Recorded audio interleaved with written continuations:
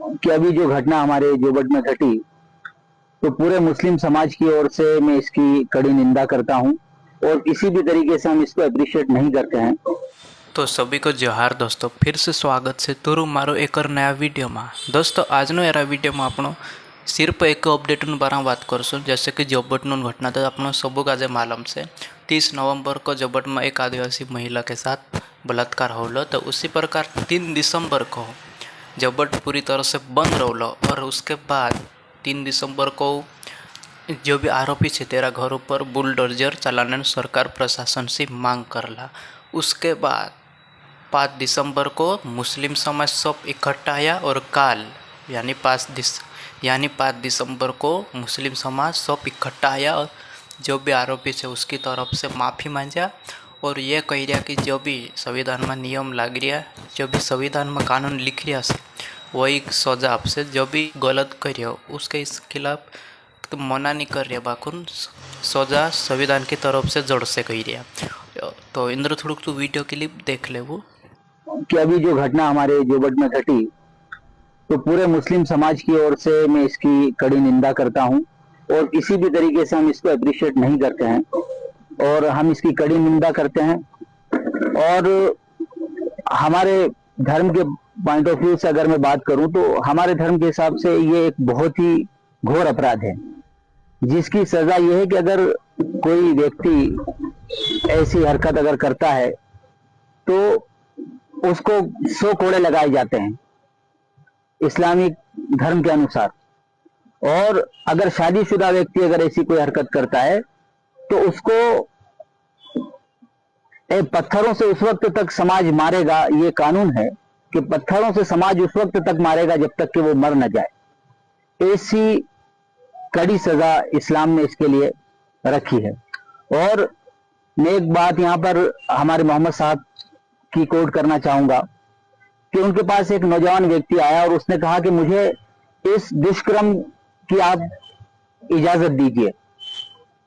तो उनके साथी जो मोहम्मद साहब के साथ थे सल्लल्लाहु अलैहि वसल्लम आसपास, तो वो एकदम नाराज हुए कि ये व्यक्ति कैसी चीज के लिए इजाजत मांग रहा है।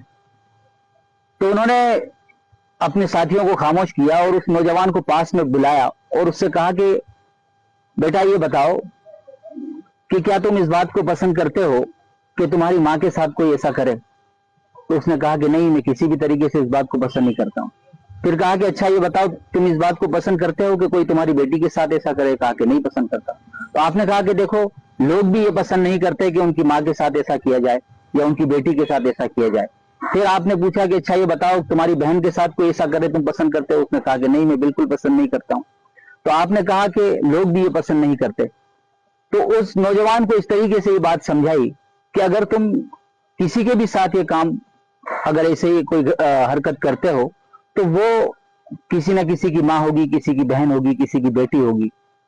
तो उस नौजवान के इस तरीके से ये बात समझ में आ गई, उनके समझाने का अंदाज इतना अच्छा था कि फिर जिंदगी में कभी उसने ऐसा कोई दुष्कर्म करने के बारे में सोचा भी नहीं और कभी उसने कोई गलत निगाह उठाकर कभी किसी की तरफ नहीं देखा। तो हमारा धर्म इस बात को कहता है और इस चीज की कड़ी निंदा करता है। और जो घटना अभी हुई तो हम उसके बारे में ये कहेंगे कि उनको ऐसे अपराधियों को कड़ी से कड़ी सजा देनी चाहिए। और आज हमारे पूरे समाज ने आज जुमे के दिन ये निर्णय लिया कि ऐसे जितने भी असामाजिक तत्व हैं जो नशे के अंदर लत में लगे हुए हैं या नशे को बढ़ावा दे रहे हैं और जुए सट्टे को आम कर रहे हैं और नौजवानों नई नस्ल के अंदर इन चीजों को बढ़ावा दे रहे हैं, तो उनके खिलाफ समाज सख्त कदम उठाएगा। पहले तो उनको हम प्यार से समझाने की कोशिश करेंगे, अगर वो समझते हैं तो बहुत बेहतर है, और अगर नहीं समझते हैं तो फिर समाज बहुत कड़े कदम उनके खिलाफ उठाएगा। उनके लिए कब्रिस्तान भी ऐसे लोगों को नहीं दिया जाएगा। अगर उनकी मृत्यु होती है तो कब्रिस्तान में उनको दफनाने की इजाजत नहीं होगी। इसी तरीके से और भी जो सामाजिक सहायता है, ऐसी किसी भी सहायता को उनको नहीं दिया जाएगा। उन तमाम सहायता से और उन चीजों से उनको वंचित कर दिया जाएगा। तो इस तरीके से समाज ने कुछ निर्णय लिए हैं और मैं पूरे नगर वासियों से अपील करता हूं कि हमारा नगर ये एक सांप्रदायिक सौहार्द की एक मिसाल रहा है हमेशा से, और हम हमेशा इस बात की कोशिश करते हैं कि इस नगर के अंदर सांप्रदायिक सौहार्द बना रहे और लोग आपस में एक दूसरे के सुख दुख में साथ दें, एक दूसरे के काम आए और मिलजुल कर भाईचारे के साथ रहें। तो मैं पूरे नगर वासियों से ये अपील करता हूं कि वो आपस में भाईचारे को बनाए रखें और सांप्रदायिक सौहार्द को बनाए रखें। दोस्तों आजनो वीडियो आपनो अत्र ये जानकारी देना होता छोटी सी अपडेट। तो यार वीडियो का आपने ज़्यादा लंबा नहीं कर दे, यहीं ख़त्म कर दे और मिलसूँ आपनो नया वीडियो में। तब तक के लिए सभी को जय जवान जय आदिवासी।